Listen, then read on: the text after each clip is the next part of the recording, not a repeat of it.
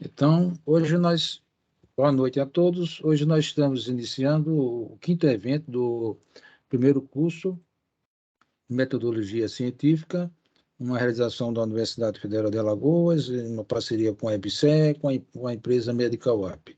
Hoje à noite nós teremos a honra de receber o professor Osmo Gama Filho. Ele é mestre e doutor em cirurgia pela Faculdade Evangelista Mackenzie do Paraná e professor adjunto da Universidade Federal do Maranhão, e nos falará sobre como escrever os resultados. O professor Osmo é nosso conhecido a longa data. É uma grande honra e um grande prazer receber o professor para esse evento, e que com certeza vai nos honrar com uma excelente apresentação, como tem sido, né? Todas as suas apresentações são excelentes, e desde já desejo sucesso, uma boa apresentação e obrigado. No final a gente faz a discussão sobre o tema. Eu gostaria de salientar a todos os participantes que todas as aulas estão sendo gravadas e postas no YouTube. Para aqueles que não puderem assistir online, depois podem assistir pelo vídeo naquele canal. Muito obrigado, professor, e uma excelente aula. Obrigado. Viu?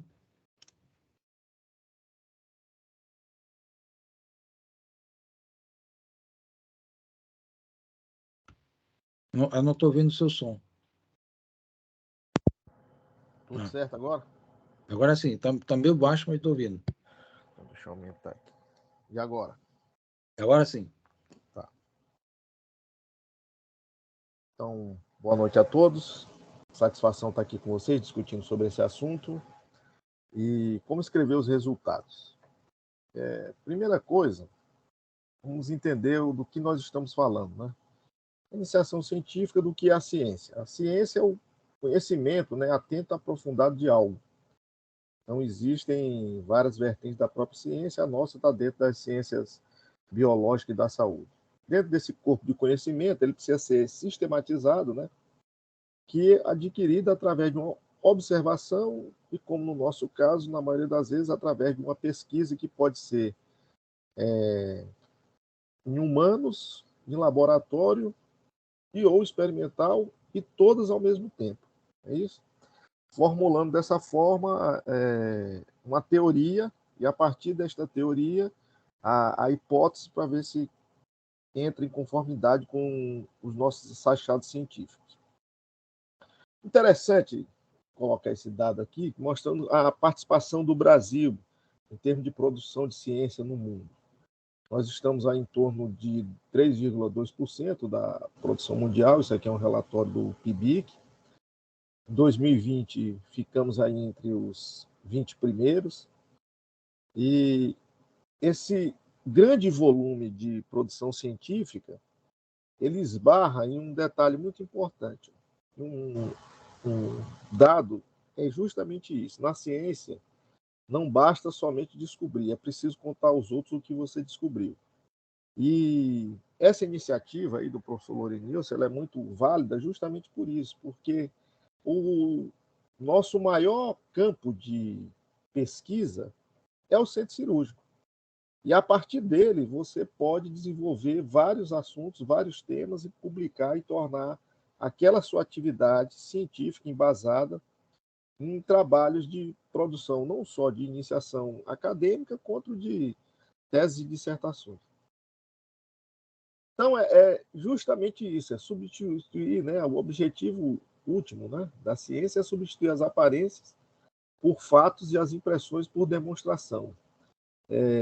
Os fatos, eles não se ligam muito aos nossos sentimentos. Então, um detalhe importante que fica já de começo de resultados aqui é que mesmo os resultados negativos das nossas pesquisas, aquilo que nós elaboramos como hipótese, ele é importante porque não justificaria futuramente novos estudos, ou então não justificaria novas avaliações por outros pesquisadores. Então, até mesmo um resultado negativo ele é importante para a ciência. E por que saber escrever? Né? Qual a finalidade, em termo último, aí, do como escrever um artigo científico? Esse estudo aqui, da Universidade, né, de Boston, ele mostra que isso é um estudo avaliando uma revista, né, que é a Cycle Review, mas é um estudo que ele tem reprodutividade em outras publicações, que dentro de todas as publicações, quase 360 mil publicações, somente 2 mil, menos de 1%, tiveram mais de 100 citações. E 24% só foram citados apenas uma vez.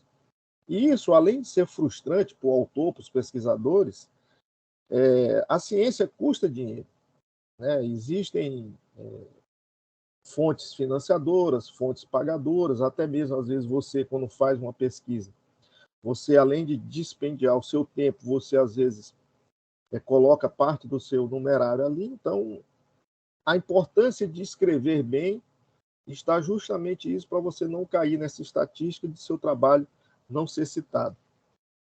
E dentro da nossa atividade, eu vou falar aqui como dentro das ciências biológicas da saúde, né? Nós podemos aí ter 3 vertentes. Nós temos o pesquisador,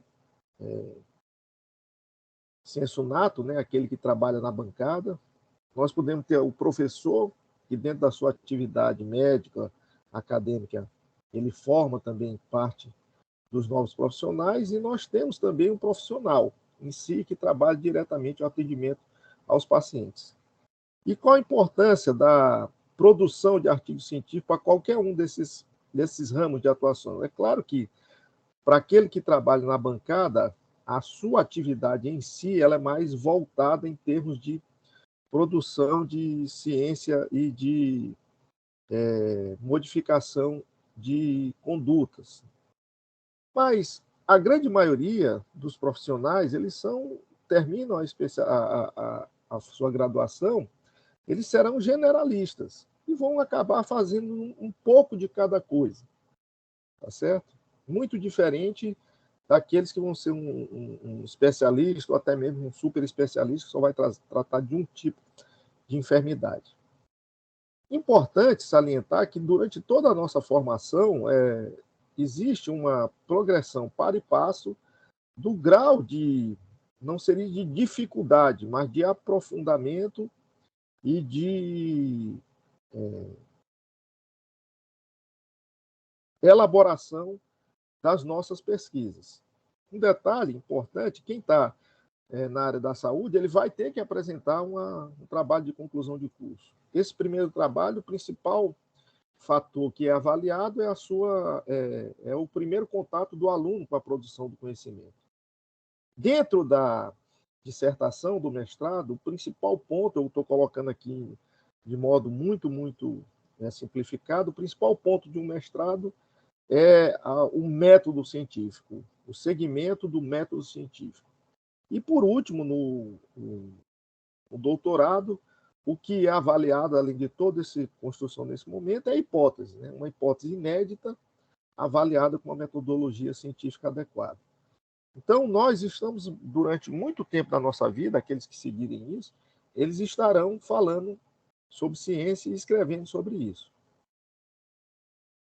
De maneira didática, né, nós podemos entender muito bem o que é o dado, o que é uma informação e como isso se torna em uma informação aplicada àquilo que nós vivenciamos, que é a inteligência, né? Não basta você conhecer. Esse conhecimento ele precisa ter alguma aplicação direta. Mesmo nas ciências humanas, a filosofia, tudo, o conhecimento, ele precisa ser aplicado no dia a dia em relação àqueles questionamentos que os profissionais e o ser humano em geral continuam fazendo ao longo da sua história. E nós, médicos, no nosso atendimento diário, independente do grau de especialização, nós precisamos ter em mente que nós precisamos transformar esse conhecimento de maneira ordenada daquilo que nós temos, filtrá-los de maneira adequada, para podermos aplicar de maneira eficiente, economicamente viável, àquela população que nós atendemos, o nosso público-alvo final, que são os nossos pacientes. Isso é um processo básico da formação de um profissional. Tá? É você, diante das suas realidades, você aplicar aquilo que tem de melhor naquele momento para determinado caso. Então, a construção do conhecimento científico, ela não se torna uma coisa abstrata em relação a qualquer profissional da área da saúde. A principal diferença, eu vou trazer aqui o maior escritor brasileiro de todos os tempos, né, romancista, Machado de Assis, e qual a diferença, vamos supor, de Dom Casmurro para uma linguagem científica como a nossa, um trabalho científico? O primeiro dela é que ela tem que ser muito acessível, tá? Uma diferenças claras aqui, né? Acessibilidade. O que é essa acessibilidade? É uma comunicação direta. É fidedigna. O que quer dizer? Você não pode tergiversar sobre os seus resultados, sobre aquilo que você encontrou. Aí é que está a importância dos resultados que são divergentes na ciência. Aquilo que eu encontrei em uma pesquisa, ela pode ser tanto replicada quanto, por exemplo, um método que a gente trabalha muito, que é com obesidade. A forma como eu engordo experimentalmente um animal, ela precisa ser replicada em outro estudo por outro colega. Isso é muito importante.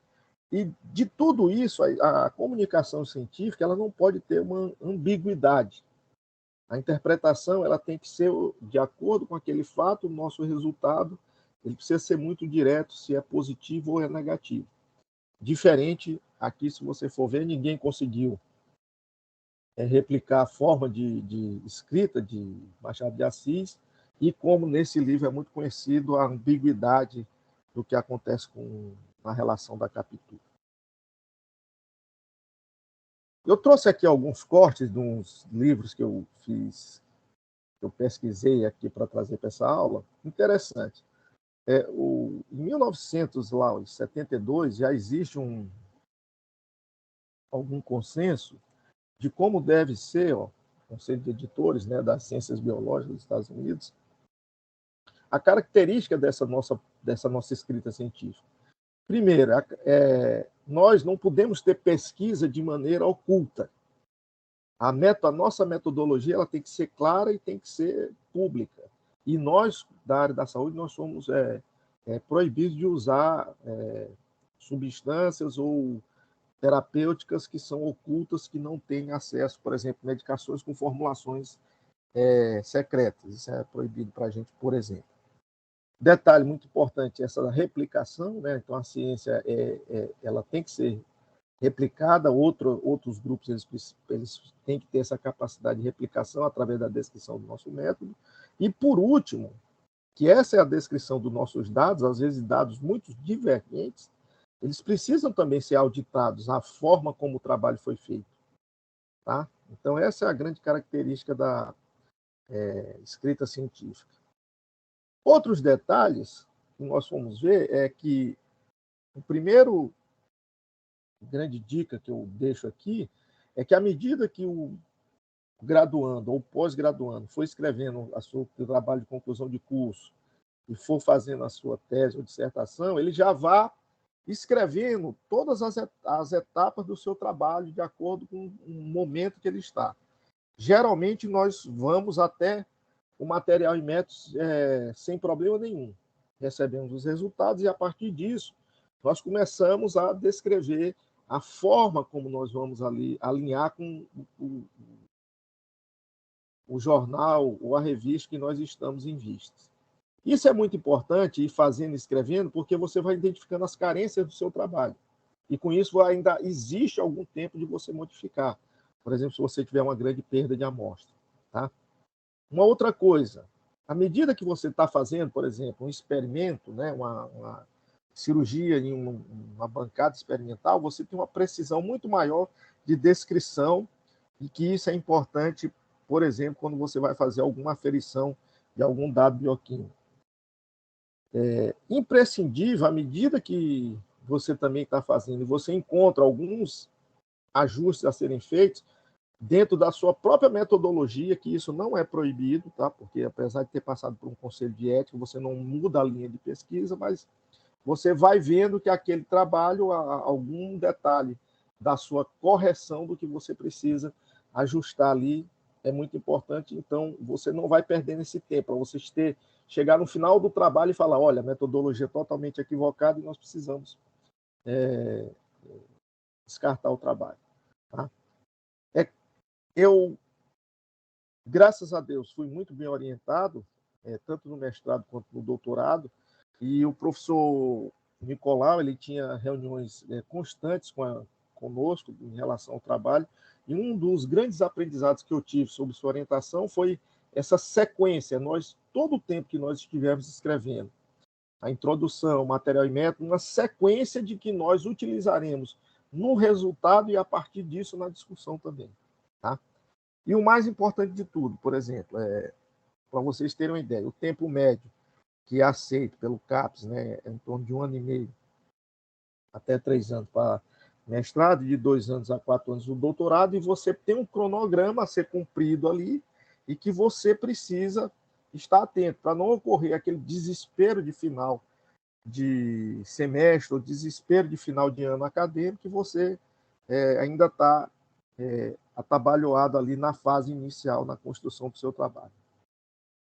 A característica maior é o quê? Essa linguagem ela é técnica e a comunicação é objetiva. De que forma? Vamos pegar aqui algum detalhe. Bom, é mais ou menos assim. Isso aí a gente, como é uma competência a escrita científica, o que a grande importância é que ela pode ser ensinada e aperfeiçoada. Ninguém nasce competente em escrita de artigo científico. Tá? Isso daí é uma construção de um conhecimento e que pode ser ensinado e pode ser muito bem aprendido através de treinamento. Essas habilidades elas são desenvolvidas à medida que quanto mais você exercita, é corrigido, você acaba melhorando a sua... E, claro, você tem que ter uma atitude de participar da produção de um processo desse. Não tenha dúvida de que quando nós somos chamados, por exemplo, a uma avaliação de um trabalho de conclusão de curso, nós temos a total certeza das dificuldades que o aluno está passando, mesmo porque nós já passamos por aquilo e sabemos qual é o objetivo naquele momento acadêmico daquele profissional. Tá? E é muito importante, você que tiver algum colega professor que tiver, sabe que tem essa consciência, que nós não podemos ali no nascedouro, né, que está começando aquela chama do profissional para vir para a área do ensino, da pesquisa, você não pode jogar um balde de água fria ali e tecer muitas críticas. Existem erros, entre aspas, que são aceitáveis mesmo porque faz parte daquele momento de aperfeiçoamento. O nosso objetivo é apontar o caminho a ser seguido. Tá? Eu vou trazer um pouco aqui para vocês poderem entender a publicação em termos de cirurgia bariátrica. Isso aqui é um estudo de biométrica, ou seja, à medida que foi sendo produzido, desde que começou a cirurgia bariátrica lá na década de 70 até agora, próximo aqui em 2014. O que a gente vê é um crescimento exponencial das publicações e muito interessante. Uma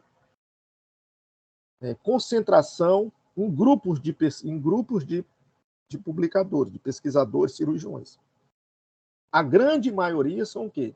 São profissionais que, através da sua atividade, publicaram 2, 3, 4, 5 trabalhos. E isso já está de bom tamanho, porque dentro da produção do conhecimento, você consegue, à medida que você pesquisa muito sobre um assunto, acaba saindo dali uma construção de uma nova hipótese. Isso é importante, porque quando foi feita uma avaliação das características desses grupos, que são as famosas linhas de pesquisa, né? Uma coisa que nós precisamos, a linguagem científica, ela atualmente é uma linguagem na língua inglesa, no norte-americano em especial, né? No inglês norte-americano existem nuances gramaticais. Isso, Ambrósio Paré já nos mostrou no século, ali ainda no século 17, 18, em que ele foi contra todo mundo e escreveu na sua língua mãe, em francês. Né? Naquele tempo era em latim, mas ele viu que a possibilidade dele distribuir o conhecimento era ele escrevendo na língua mãe dele.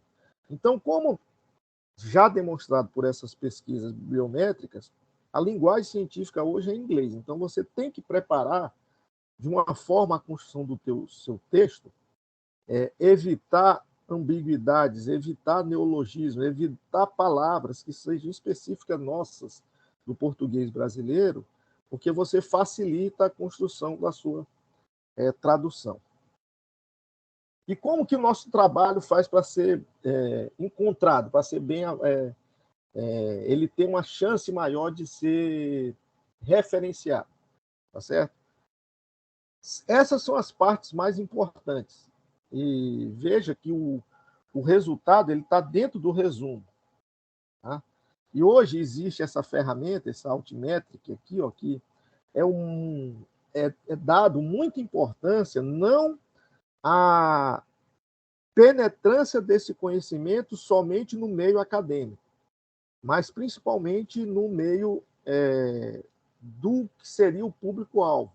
Essa ciência que nós estamos fazendo, como ela chega até o conhecimento da população em geral, e isso mudando a capacidade de orientação da população e de educação em relação às medidas, possíveis medidas que serão tomadas com ela, principalmente de saúde. Tá? Então, quais são os pontos principais que você deve investir muito nesse seu trabalho? Primeiro, o título, né? A elaboração do título, parece uma coisa muito simples, mas ele leva grandes modificações. O seu resumo, as palavras-chave dentro do resumo, porque a partir daquilo ali é que vai cair no algoritmo. Os descritores da área da saúde, né? Você escolher de forma muito bem caracterizada o que você está estudando, a base de dados em que você vai publicar isso, tá? E existe um ponto muito importante que são as suas bibliografias.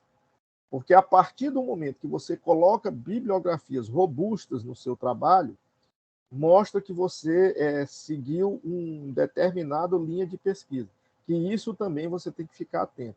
E é por isso que as suas bibliografias, que você utiliza na construção, por exemplo, da discussão ou da argumentação inicial, na introdução, você precisa escolher muito bem essas que falam exatamente sobre o seu trabalho. Hoje, em especial entre as redes sociais e utilizado também em congressos, tudo, existe esse visual abstract, que é um médico que na sua profissão inicial, ele era um arquiteto e ele viu que existia uma forma mais fácil e mais dinâmica de você passar a mensagem. Então, olha que interessante, o resultado do trabalho hoje, ele precisa ser escrito em uma coluna dessa, né? Em outras palavras, por exemplo, isso aqui foi um trabalho que nós apresentamos no Congresso Brasileiro de Fígados e Vias Biliares, e que mostra o que nós fizemos, que foi uma colestectomia subtotal em 43 pacientes, ao método do trabalho e como foram os nossos resultados. Então, essa informação precisa de maneira dinâmica, verdadeira, e a linguagem científica hoje mais como se fosse realmente um microblog, um microtexto. Isso é o que tem também, que é muito utilizado hoje para os outros colegas e os outros pesquisadores procurarem a sua informação nos mecanismos de busca da internet. Então, como eu achei interessante esse trabalho, como dentro da pergunta muito importante, que eu mostrei aqui o visual abstract, como nós vamos transformar, por exemplo, quais serão os meus resultados e como transformar isso em algo visual, através de tabelas, figuras e quadros, né? O resultado é o local que você está livre para utilizar esse tipo de coisa. Isso é muito importante. E outro detalhe, esses resultados, eles são como? Eles se enquadram como resultados inéditos, concordantes ou divergentes. E cada um desses tem uma importância, entendeu? Haja visto que você for ver, parece que é redundância de pesquisa, mas certas técnicas cirúrgicas que são utilizadas, por exemplo, na Índia, ou até mesmo no Oriente, eles apresentam resultados muito superiores em determinadas comorbidades quando comparados, por exemplo, na Europa ou até mesmo nos Estados Unidos. Um exemplo muito importante desse bias, né, de localização é a banda gástrica, que é feita na Austrália. Por muito tempo, e até hoje ainda existem muitos pacientes utilizando banda gástrica como opção de tratamento e que já foi abandonada em quase todas as outras partes do mundo. Tá? Isso é um ponto muito importante. Dentro da estrutura do trabalho, vamos imaginar que esse seja o tamanho do texto. Tá? Então, você tem uma introdução que leva um tamanho bem menor, muito comparado à conclusão. Às vezes, a conclusão ela é até mais exígua, ali no seu resumo, em mais 3 linhas. Mas os resultados, como pela sua objetividade de escrita, ele pode ser até menor do que o material em método e menor do que a discussão. Certo? Ele está dentro aí dos elementos textuais, que é uma coisa básica de nós conhecermos, e a principal pergunta que nós vamos responder é o que foi encontrado. Né? O que nós, através do nosso trabalho, o que nós encontramos e como nós vamos demonstrar isso daí. O seu resultado ele vai depender, e eu recomendo mais uma vez que, ainda mais que se você for trabalhar com resultados cirúrgicos, a forma como você vai estruturar a organização dessa sua avaliação na pesquisa, porque a partir disso facilita demais a descrição dos resultados e a elaboração da discussão. Tá? Então, quando você estiver no momento do projeto, imagine exatamente aquilo que você quer pesquisar. E evitar, tá certo?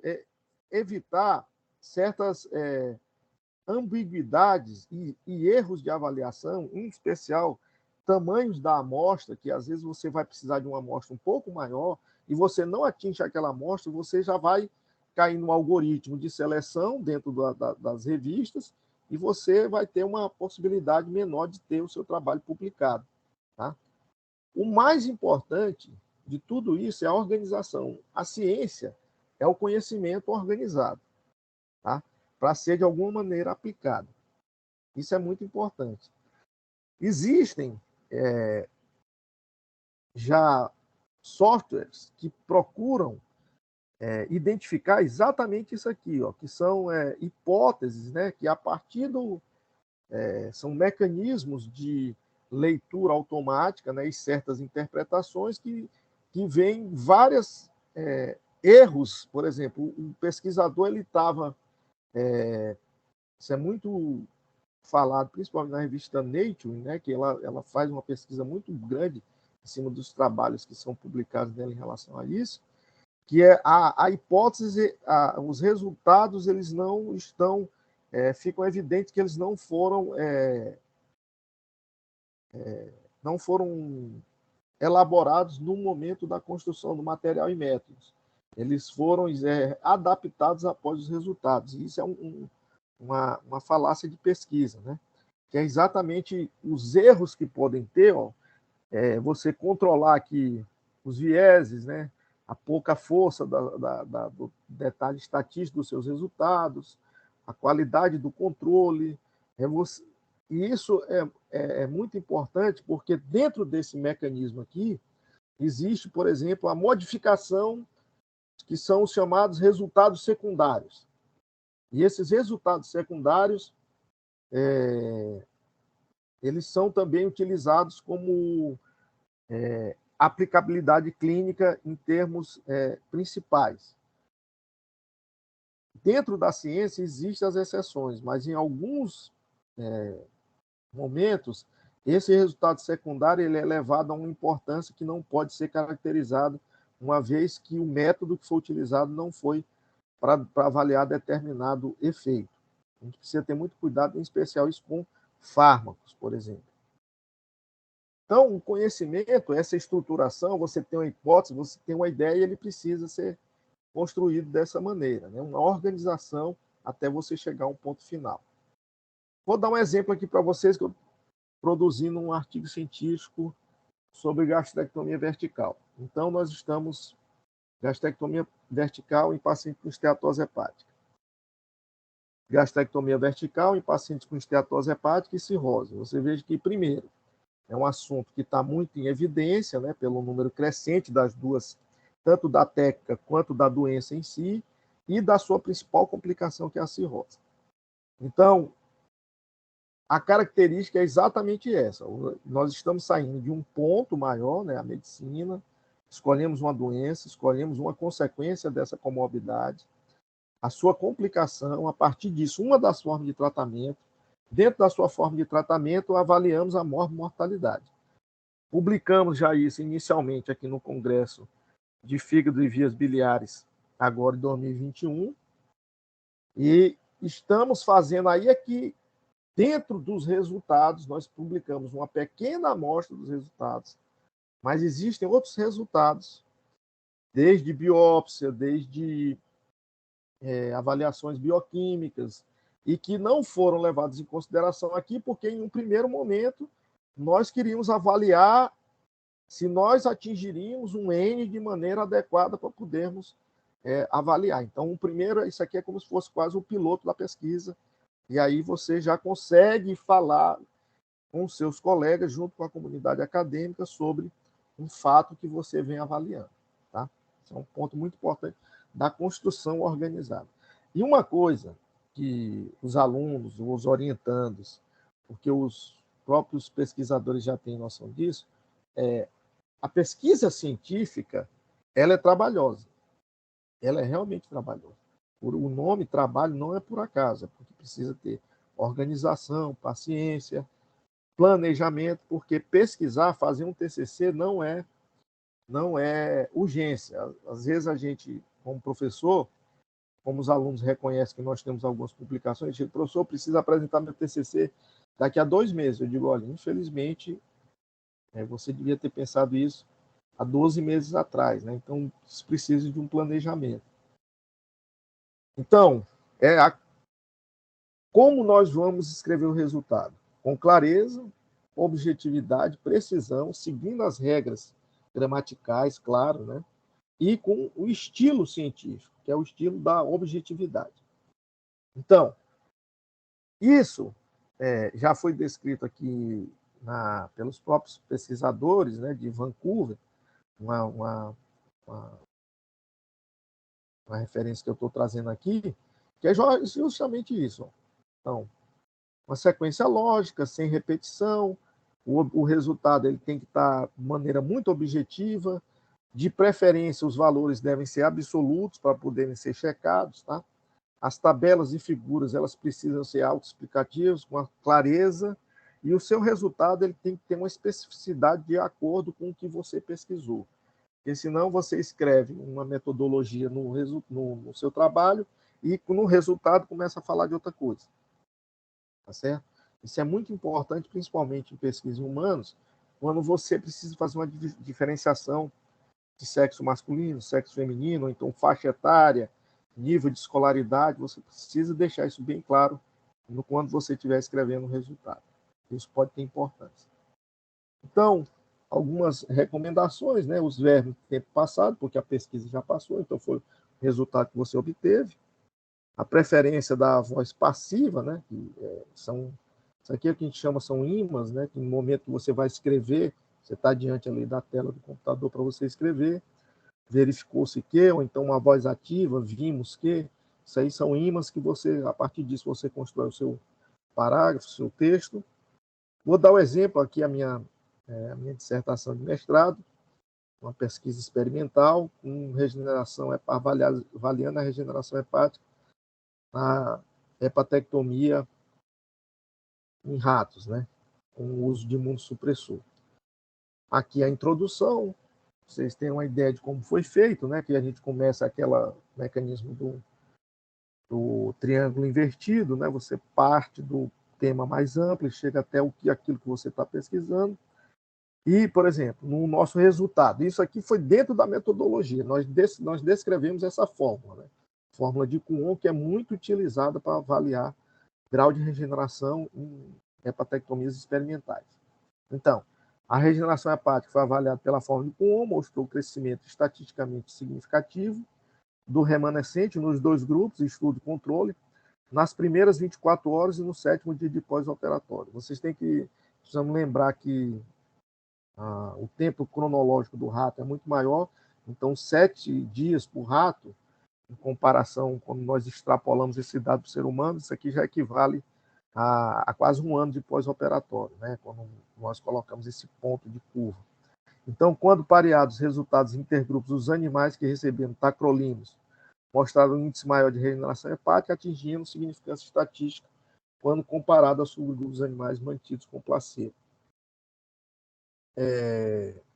Por isso que no resultado é muito defendido a utilização de tabelas e gráficos. As imagens elas são utilizadas muito quando você faz alguma experimentação clínica, e aquela imagem é imprescindível em relação a mostrar o seu resultado. Dar preferência, por exemplo, às figuras, né, a clareza da imagem, para você ver, ó, isso aqui é um exemplo, né, a sobrevivência da abelha operária africanizada exposta à combustão de cigarro comercial. Então, fica muito evidente, né, aquelas que foram afetadas e que não foram afetadas em relação à sobrevivência. Isso é um detalhe que eu já chamo a atenção aqui, por exemplo, a crítica, né?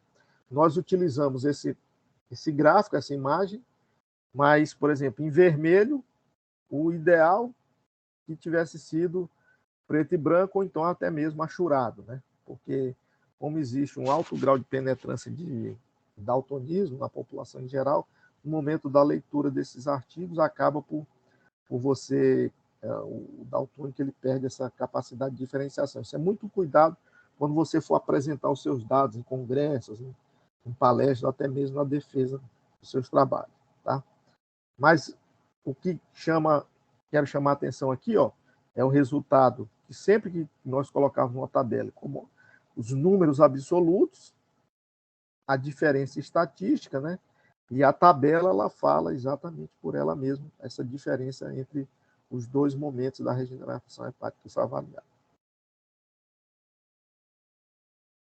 Que no material e método nós descrevemos como será feito essa avaliação estatística. Aqui no resultado nós só demonstramos o resultado desta avaliação. Isso é interessante porque no momento que você utiliza a tabela, e às vezes os seus resultados são aqueles mais relevantes, você acaba querendo tornar de forma redundante, mais explícito no texto. Não pode isso. Texto como Winston Churchill falava, nenhuma palavra a mais precisa ser necessária para a clareza do seu texto. Você tem que cortar as palavras, tá? Elas são, as tabelas e as figuras são complementares ao texto. E isso, ó, vamos ver essa tabela aqui também do nosso mestrado. Olha como números absolutos, né? Já uma outra avaliação, que é a porcentagem do PCNA, que é um marcador de mitose, a média desvio o padrão, a diferença estatística e exatamente o grupo controle. E isso aqui é uma avaliação intergrupos entre eles, para ver se não teve como diz, uma distorção ou complicação entre os grupos no momento da avaliação. Então, números absolutos em análise estatística referente. Isso aqui é um exemplo, por exemplo, de como transformar essa mesma informação, que são barcos de pesca, né, enquanto visualização de aves silvestres, né, barco de observação e tráfego a pé, a mesma informação dita de maneira muito mais clara. Então, é esse o modelo que eu quero sugerir para os senhores.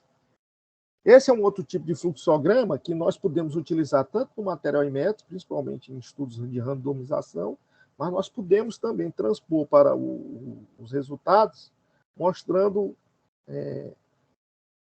em especial, perda de segmento dos pacientes, ou então complicações de acordo com o tratamento, em termos de eventos adversos. É uma maneira muito clara e objetiva de você mostrar seus resultados.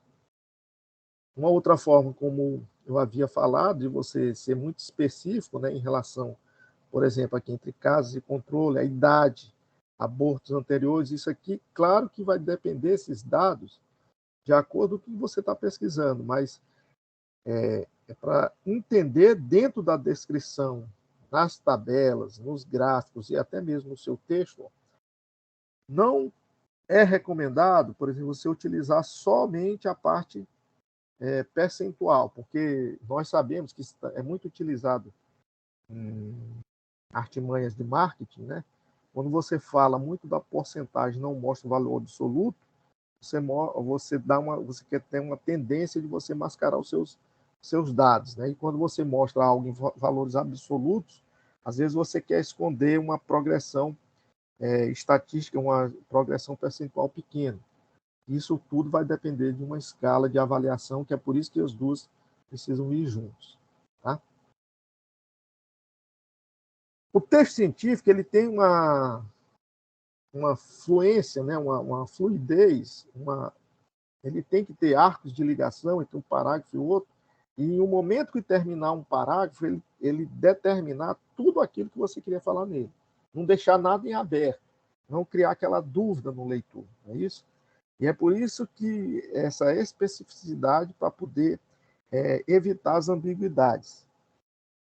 Como é isso? Então, mais uma vez, eu vou trazer aqui o nosso artigo. Então, regeneração hepática pela imunohistoquímica com KI67. Com relação ao antígeno KI67, a análise estatística dentro e entre os grupos controle de estudo, nos períodos de 24 horas e 7 dias, não foram encontradas diferenças estatisticamente significativas. Então, explicando, isso aqui é o que a gente diz um resultado negativo. Então, também é importante esses resultados negativos, porque mostram, nesse caso, outras vias de regeneração hepática em ação. Aí é o grande detalhe que eu falei para vocês. Os resultados, você precisa ser muito específico e claro no seu resultado, não podendo aí generalizações, né? Isso não é ético da sua parte, consistentes e de preferência com análises estatísticas bem validadas. É importante que o próprio pesquisador ele tenha esse conhecimento de análise estatística. Isso aqui é um outro trabalho que nós participamos também, uma tese de doutorado, né? Foi a mesma linha de pesquisa, em que os dados, dentro de uma linha de pesquisa maior, os dados foram utilizados pelo nosso colega aqui, doutor Valadão, na apresentação da sua tese de doutorado. Então, foi a avaliação do grau de... Nós sabemos que o sleeve ele leva a um certo grau de refluxo, então nós fizemos uma pesquisa entre uma variação técnica para não utilizar a ânima nobre, nós utilizamos a ânima vulgaris, que a partir disso você puder avaliar de maneira mais adequada. Né? Então, todos os animais de cada grupo tiveram a inflamação encontrada na junção esôfago-gástrica, classificada como leve, moderada e acentuada, recebendo score grau 1, 2 e 3. A análise estatística comparativa entre os três grupos concluiu que não houve diferença significativa na classificação da avaliação. Então, isso é um dado que a gente chama negativo. Né? E, no momento que nós formos descrever, por exemplo, as aderências intraoperatórias avaliadas no pós-operatório, quando você classifica, isso é uma escala muito conhecida, né? Quem trabalha em pesquisa experimental, a escala de Nair, é colocado todos os grupos e justamente a avaliação estatística aqui do lado, e aí fica bem evidente como todos os grupos praticamente foram operados pela mesma equipe, então isso era o que mais realmente era o que nós deveríamos esperar. Claro que o grupo controle deve ter menos aderência, né? Porque é feita uma cirurgia simulada, cirurgia Chan, né? A dica mais importante: descreva o que você quer avaliar no material e método, já na ordem que você irá fazer a descrição dos resultados. Daqueles dados que você considera mais importante, mais relevante, até os dados secundários do seu trabalho. Tá certo?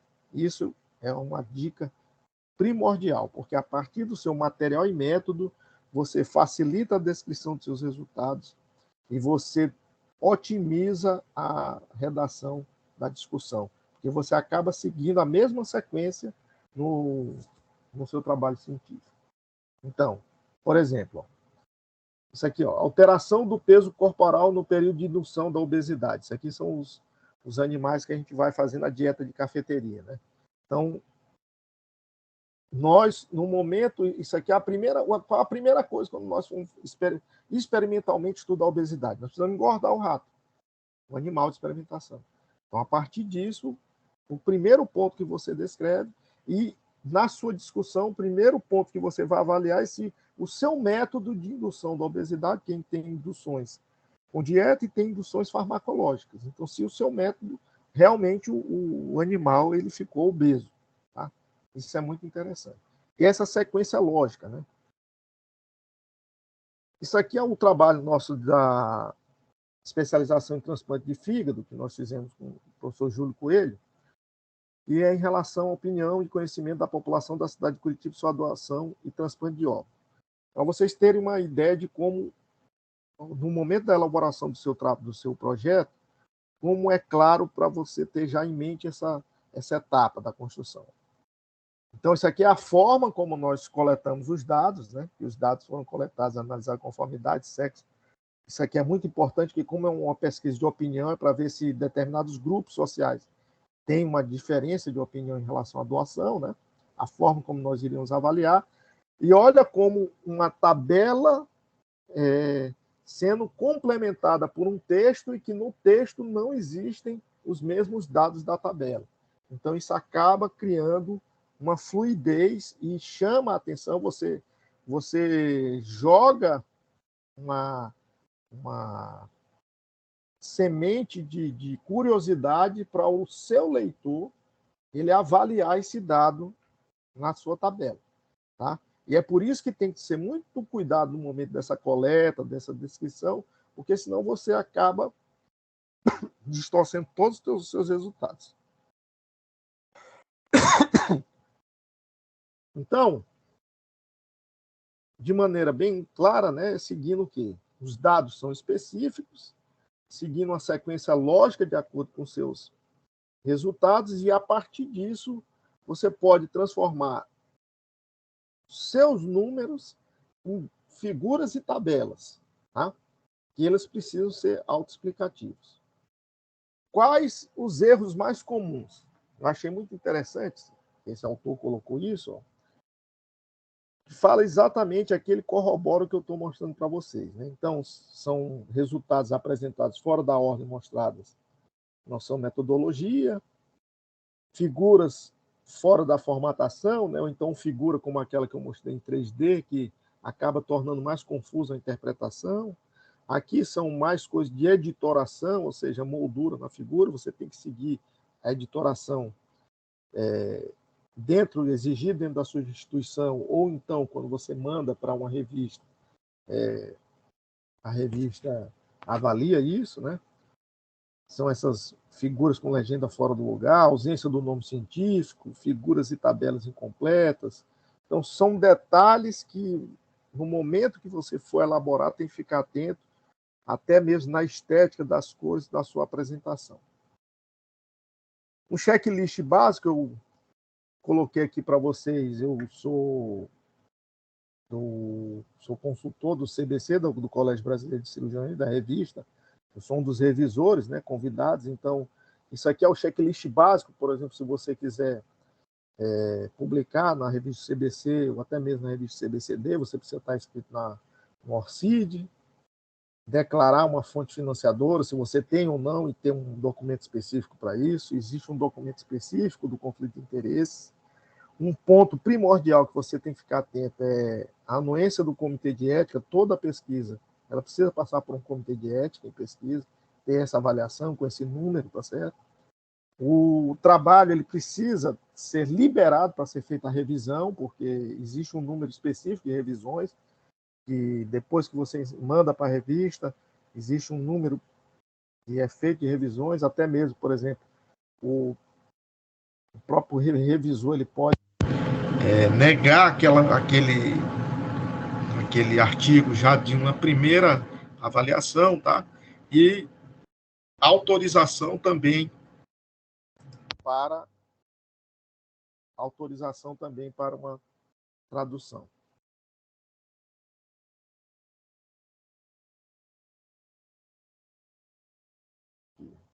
Tá tudo bem aí, Lourenilson? Todo mundo está escutando? Tá, estamos escutando, se houve alguma coisa do som, mas depois voltou ao normal.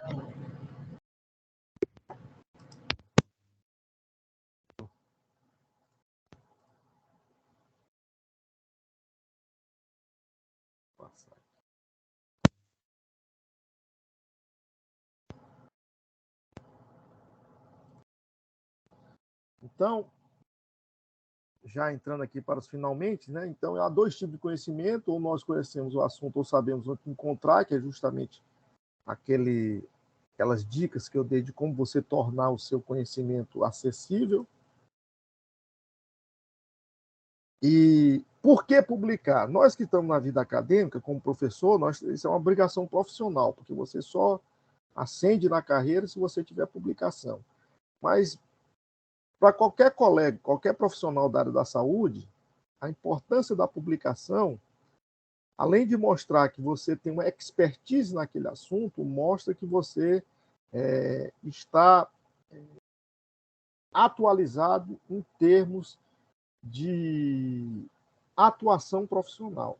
E hoje isso existe uma busca muito grande, uma avaliação por todos aqueles que participam desse tipo de atividade, né? Então nós precisamos ficar atento a isso, dessa publicação, a importância de publicar. Tá? É claro que você vai partir de uma construção de um trabalho mais geral, até uma construção da sua primeira tese, dissertação, lapidar os seus conhecimentos, até que finalmente você produz o seu artigo científico que se transforma em algo apreciado pelos demais colegas e citados. Tá? Muito obrigado pela participação e vamos ficar abertos aí à discussão com os colegas.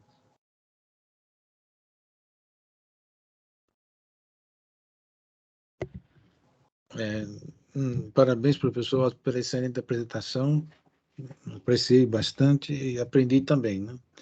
Eu gostaria só de salientar que realmente você tem razão, que o objetivo principal do pesquisador é publicar o seu trabalho.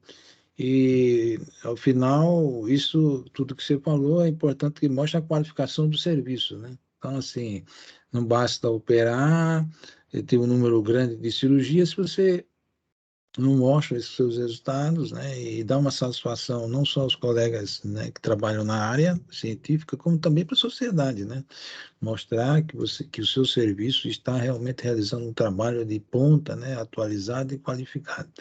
E a publicação científica é também um índice de qualificação do serviço, porque a publicação em revistas de nome, né, de renome, é muito difícil, você sabe. E ainda mais se aquela pesquisa tiver citações, como você mostrou, um dado muito interessante, que o número de citações do seu trabalho, você vê, o índice é muito baixo, né, quer dizer, há mais de 100, né? Isso é um dado muito interessante, porque se publica muito, mas esses dados não são replicados, né? E se o seu trabalho tem uma qualificação, desculpa, eu não tenho aberto aqui a minha câmera, se o seu trabalho não tem qualificação, assim, a ponto de ser replicado, exige que você continue, né, no seu esforço, de que ele seja aprimorado e que você tenha esse dado aí de qualificação indireta. Bom, então, aberta aí para os participantes, alguém queira aproveitar o professor Osmo para fazer suas perguntas, está aberto as perguntas. Não sei se você está tendo acesso ao chat aí, Osmo. Deixa eu ver aqui. Eu vou liberar aqui o microfone para o...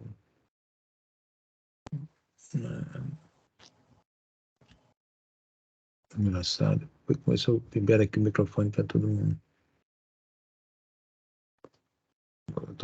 Tem que usar o óculos. Deixa eu ver aqui o visual.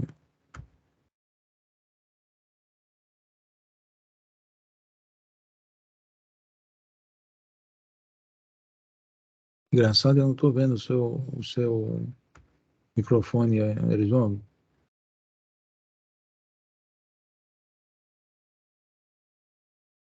Deixa eu ver se eu consigo liberar aqui o microfone para todo mundo.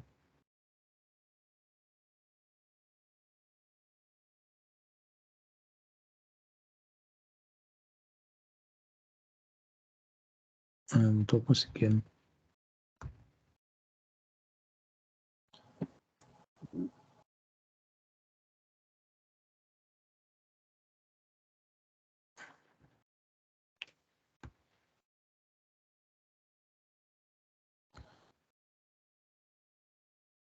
Eu não estou conseguindo liberar o microfone do pessoal.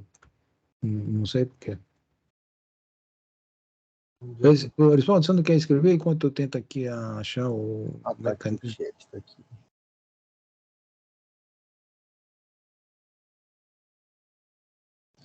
Pronto.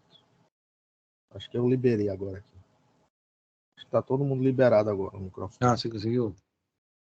Conseguiu. Boa noite a todos. Desculpa aí, Erisvaldo. Não estava conseguindo. Pela apresentação. Sou Erisvaldo, sou cirurgião mais jovem e tentando ser um pesquisador aí, então estou iniciando aí na área. Eu fiz umas anotações aqui. A primeira que eu fiz o senhor falou aí, quando a gente pensa em fazer um trabalho, geralmente a gente já pensa no resultado. E quando o resultado é negativo, às vezes a gente não progride no trabalho porque para não mostrar aquele resultado negativo. Mas ele também é muito importante, né, professor? Sim, sim, porque você alerta a comunidade acadêmica para não prosseguir com aquele tipo de estudo. Tá? Então, existem os 3 R's da pesquisa experimental, que é uma coisa que eu gosto muito, né, que é reprodução. Você tem que, é como se fosse reciclar, né? Você precisa reciclar os seus dados. Reciclar o quê?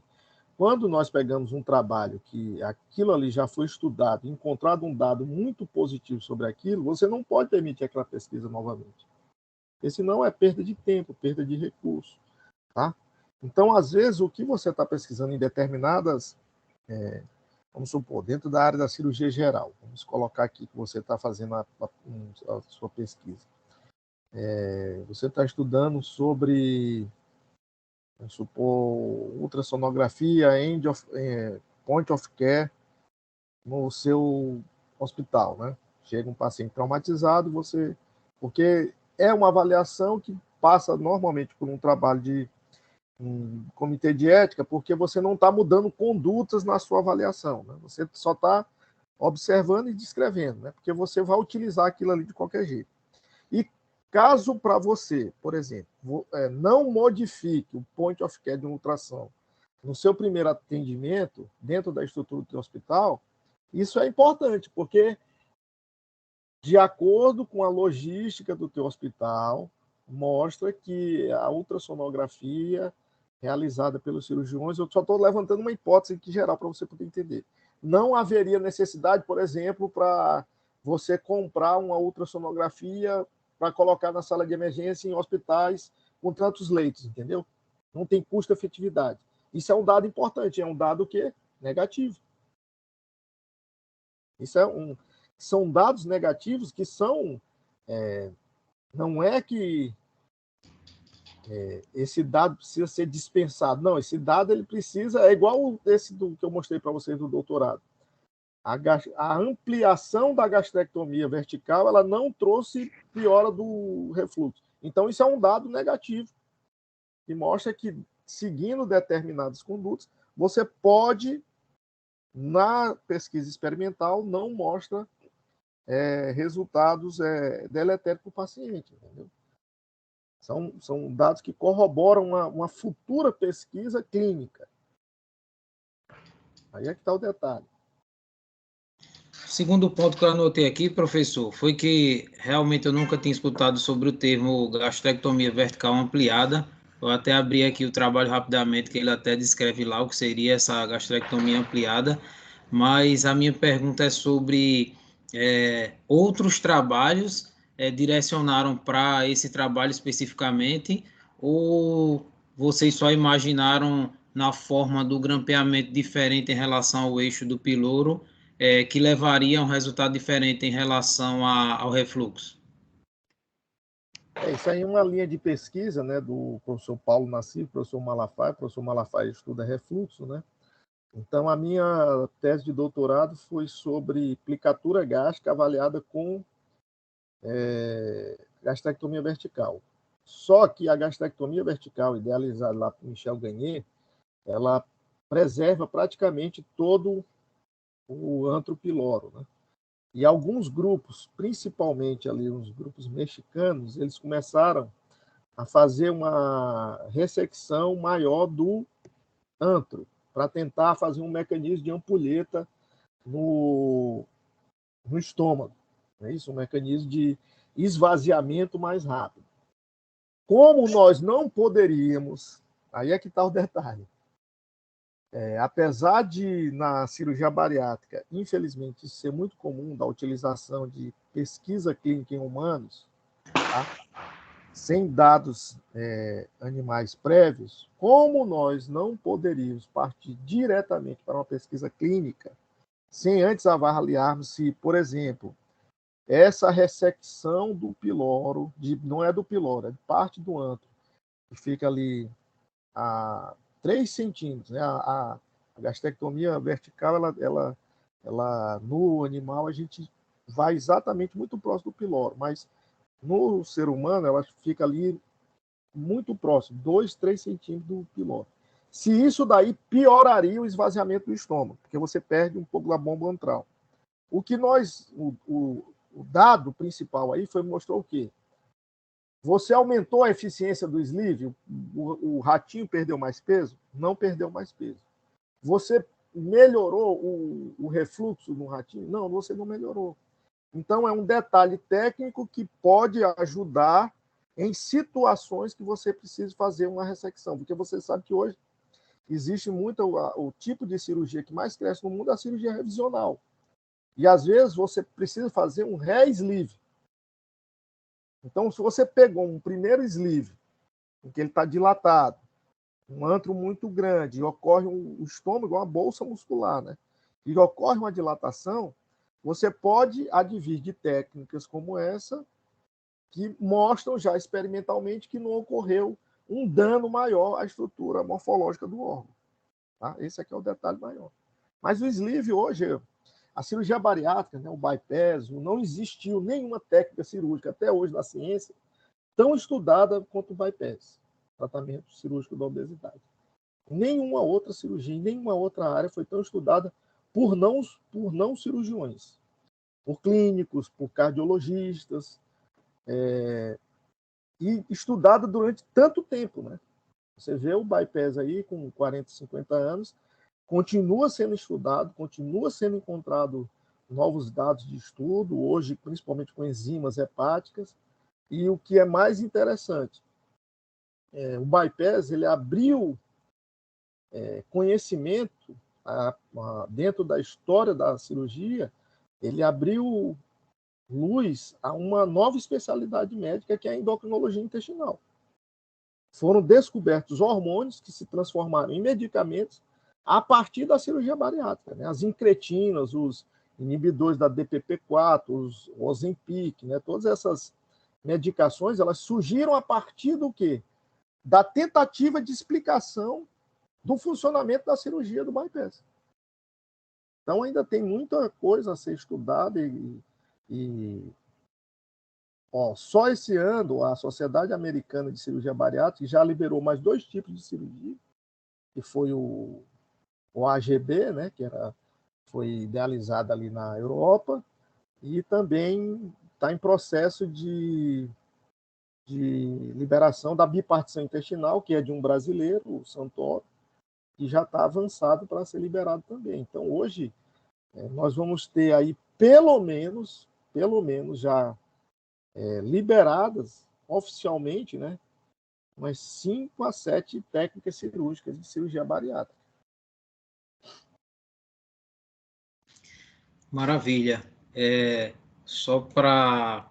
Eu fiz uma pergunta para o Dr. César Lourenilson, como era que a gente aumentava a criatividade para fazer artigo científico. Aí a pergunta que eu separei aqui final para o Dr. Osmo é a seguinte: como é que é ser cirurgião e pesquisador ao mesmo tempo? Nos dê aí algumas sugestões. Isso é interessante, olha.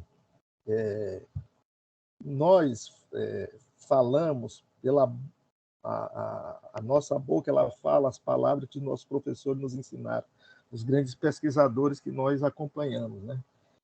Então, eu felizmente tive a oportunidade de fazer treinamento com grandes cirurgiões, e uma das características mais comuns de todos eles era o quê? O centro cirúrgico não era apenas um local de trabalho, ele era também um ponto principal de formação da sua análise, da sua dúvida científica.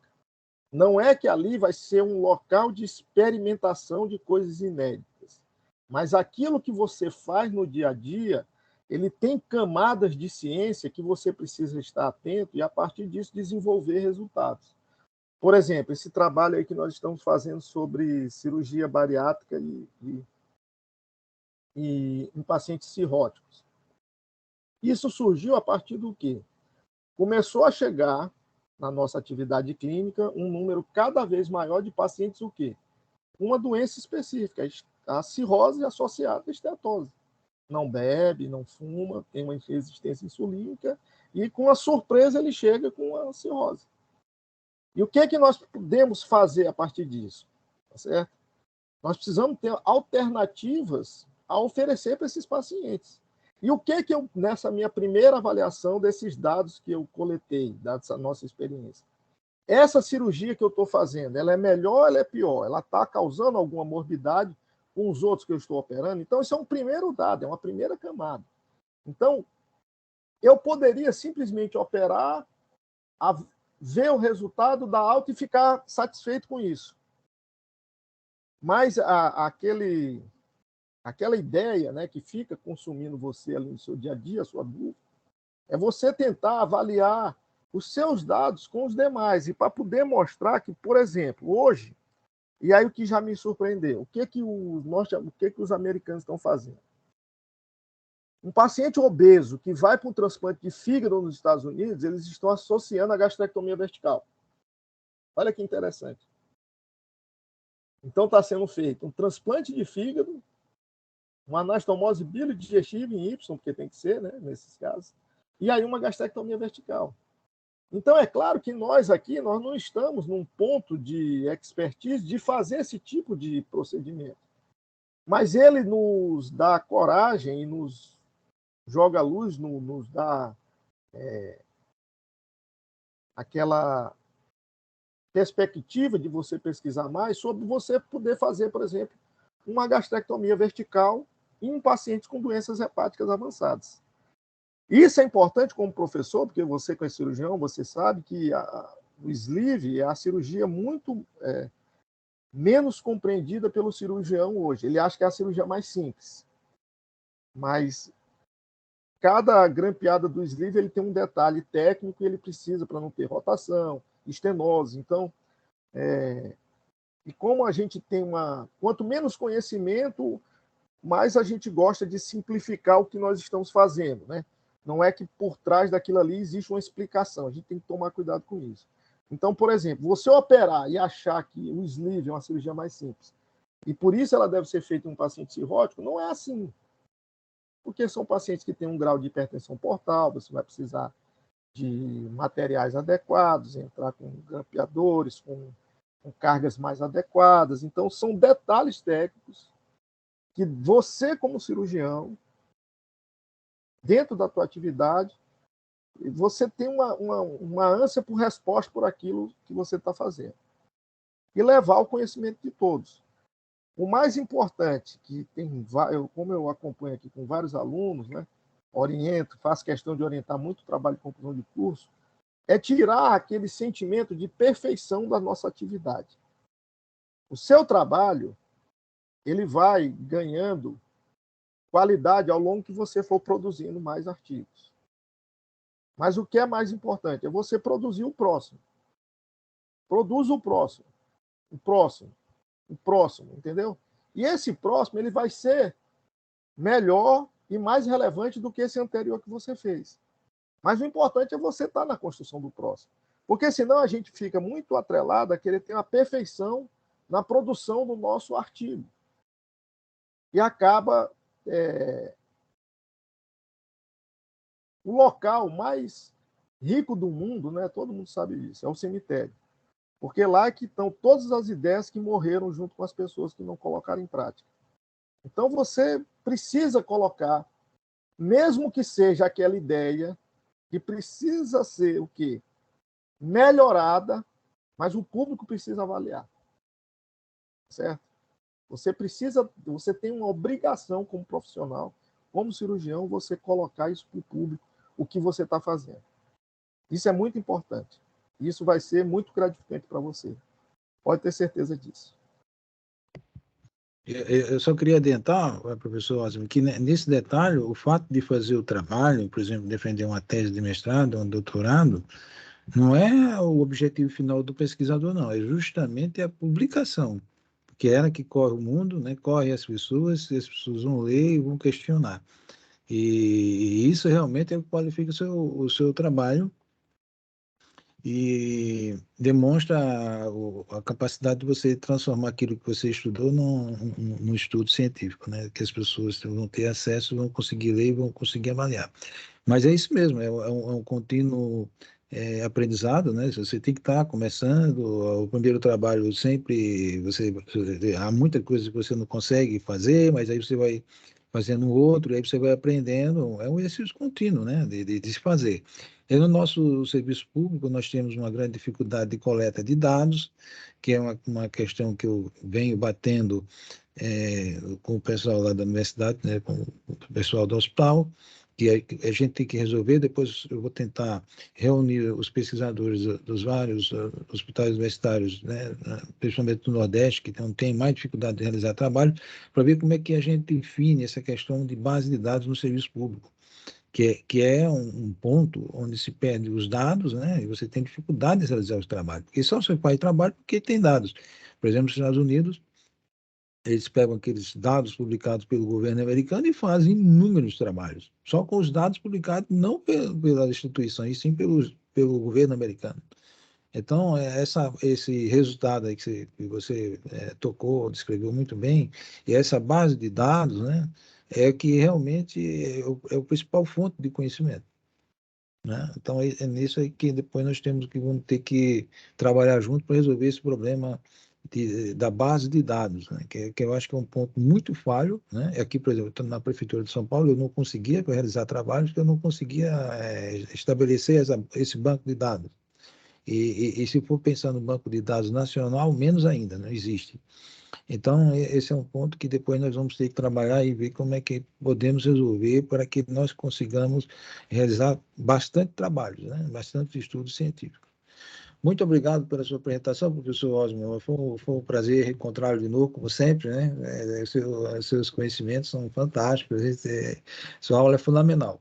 Um abraço e boa noite para todos. Edivaldo, um abraço, a gente se vê na semana que vem.